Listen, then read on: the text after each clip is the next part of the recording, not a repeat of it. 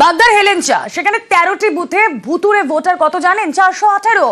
BJP পরিচালিত হেলেঞ্চা গ্রাম পঞ্চায়েত আর হেলেঞ্চা গ্রাম পঞ্চায়েতে ভুতুরে ভোটারের খোঁজ। অধিকাংশই বাংলাদেশের বাসিন্দা বলে দাবি।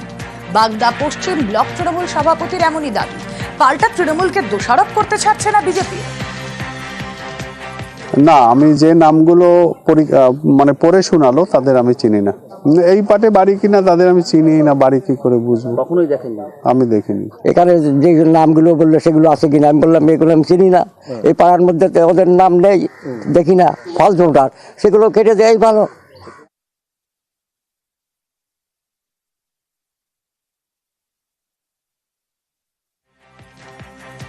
যে হেলেঞ্চা গ্রাম পঞ্চায়েত বর্তমান বিজেপি পরিচালিত পঞ্চায়েত, এই পঞ্চায়েতের এই সমস্ত ভোটারের সুযোগ নিয়ে তারা পঞ্চায়েতটাকে দখল করেছে। যেহেতু এটা সীমান্তবর্তী এলাকা, এই সীমান্তবর্তী এলাকার জন্য অনেকের আত্মীয় স্বজনের সূত্র ধরে ওখানে বসবাস করে, বাংলাদেশেই বসবাস করে। এখন স্টিল নাও আমার কাছে ভোটার লিস্ট আছে। এই ভোটার লিস্টে এমন এমন নাম আমি বলবো যাদের আদৌ এখন বসবাস করে বাংলাদেশে, অথচ তাদের ভোটার লিস্টের নাম উঠেছে। আমরা বিডিও সাহেবের কাছে অভিযোগ করবো। কখনই না বাংলাদেশি নয়, তারা দীর্ঘদিন এখানে বসবাস করছে, কারো বাচ্চা কাচ্চা স্কুলে কলেজে পড়াশোনা করছে। অতএব আমাদের এই মতুয়া এলাকার ভোট, তারা চায় যে মতুয়া ভোট কেটে দিলে বিজেপির ক্ষতি হবে। আর বরানগরের এক বুথ, সেখানে 111 ভুতুরে ভোটার। এর মধ্যে মৃত ভোটারের সংখ্যা 65। অস্তিত্ব নিয়ে এমন ভোটারের সংখ্যা 46। নির্বাচন কমিশনের ভূমিকা নিয়ে সরব সিপিআইএম বুথ এজেন্ট। 141-এ আমার 1142 ভোটার, কিন্তু তার মধ্যে 65 হয়েছে ডেড ভোটার আর 46 হয়েছে তারা শিফটেড। ম্যাক্সিমামই হয়েছে পার্মানেন্টলি শিফটেড, কিছু আছে হয়তো অল্প সংখ্যক অ্যাবসেন্টি। বরানগর বিধানসভাতে প্রায় 200-র উপরে বুথ। এটাকে জেনারেল স্কুলে কত ভুতুরে ভোটার আছে। ইলেকশন কমিশনকে 3ভাবে জানিয়েছিলাম। এটাকে আমি মনে করি ইলেকশন কমিশনের প্রাতিষ্ঠানিক ব্যর্থতা।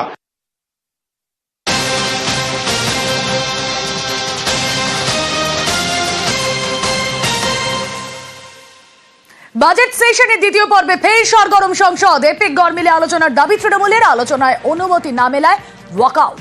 রাজ্যসভা থেকে ওয়াকআউট তৃণমূলের। আমরা 267 নোটিশ দিয়েছিলাম।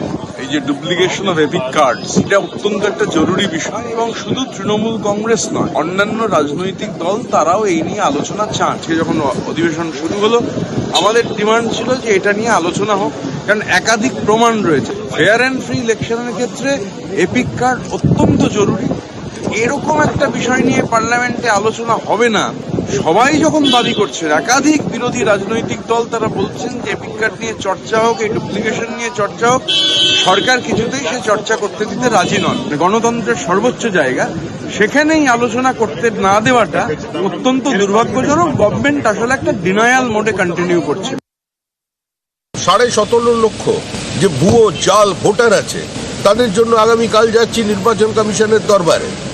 এখন প্রশ্ন হলো, তৃণমূল সর্বত্র যেভাবে ভুয়ো ভোটার ঢুকিয়েছে, সেই নামগুলোকে ভোটার লিস্টে রেখে দেওয়ার জন্যই, বাংলাদেশি মুসলিম অনুপ্রবেশকারী রোহিঙ্গাদের নাম রেখে দেওয়ার জন্যই, ভুয়ো ভোটারের নাম রেখে দেওয়ার জন্যই এই বিতর্ক তৈরি করছে। আগে থেকে নির্বাচন কমিশনকে চাপে ফেলে দিয়ে তাদের নামগুলো যদি ইন্ট্যাক্ট থাকে সেটার চেষ্টা করছে। এই চক্রান্তে তৃণমূল কংগ্রেস সফল হবে না।